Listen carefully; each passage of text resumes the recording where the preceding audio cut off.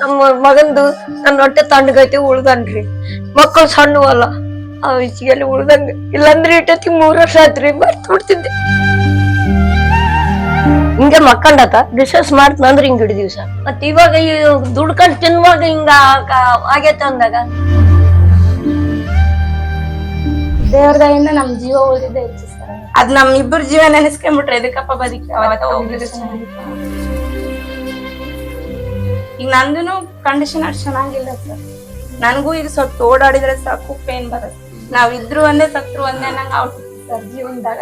ಏನೋ ಸಣ್ಣ ಮಕ್ಕಳಲ್ಲ, ಅವ್ ಮಕ್ಕಳಿಗೋಸ್ಕರ ಬದುಕಬೇಕಂತ ಅನ್ಕೊಂಡಿ ಅದ್ರಾಗ ಒಂದು ಸಂತೋಷ ಲಾಡ್ ಬಂದು ನಮ್ ಜೀವನಕ್ಕೆ ಒಂದು ಆಧಾರ ಮಾಡ್ಕೊಟ್ಟಷ್ಟು ಖುಷಿ ಆಗಿದೆ.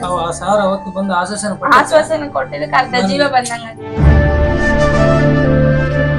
ನನಗೆ ತಂದೆ ಸರಿಸಮಾನ ನನ್ ಮಗ್ಗ ಮಾಡಿಕೊಟ್ಟಾನಂತ ನಾನ್ ಬೇಡಿದ್ ಸರ್.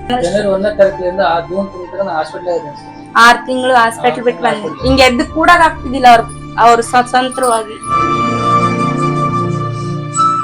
ಆ ಸಾರಿಂದ ನಮಗೊಂದ್ ಜೀವನ ಬಂದ ನಾವು ಈ ಸಾರ್ ಆಶ್ವಾಸನೆ ಕೊಟ್ಟಿರಲ್ಲ ಧೈರ್ಯ ನನಗೆ ಅದು ಕವರಪ್ ಆಗ್ತಿದೆ. ನಾನು ಅಷ್ಟು ಮಟ್ಟಿಗೆ ಖುಷಿ ಆಗ್ತದೆ ಸರ್. ಅದೇ ಧೈರ್ಯ ಸರ್.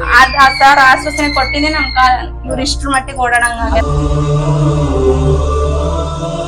ನನ್ ಮಗ ಏಜಾಗ್ಲಿದ್ದ ಅವ್ರ ಆಶೀರ್ವಾದ ನಿನ್ ಮೇಲೆ ಇರ್ಲಪ್ಪ, ನೀನ್ ಧನ್ಯವಾಗಿ ಇರು ಅಂತ ನಾನ್ ಬೇಡಿ. ಅವ್ರು ಎಲ್ಲಿಗೆ ಹೋದ್ರೆ ಜೈವಾಗಿ ಬರ್ಲ ಅಂತ ಬೇಡಿ. ಅವ್ರು ಮಾಡಿರೋ ಸಹಾಯದಿಂದ ನಮ್ ಜೀವನ ಒಂದೇ ಚೆನ್ನಾಗಾಗ್ಬಿಟ್ರೆ ಅಷ್ಟೇ ಸರ್.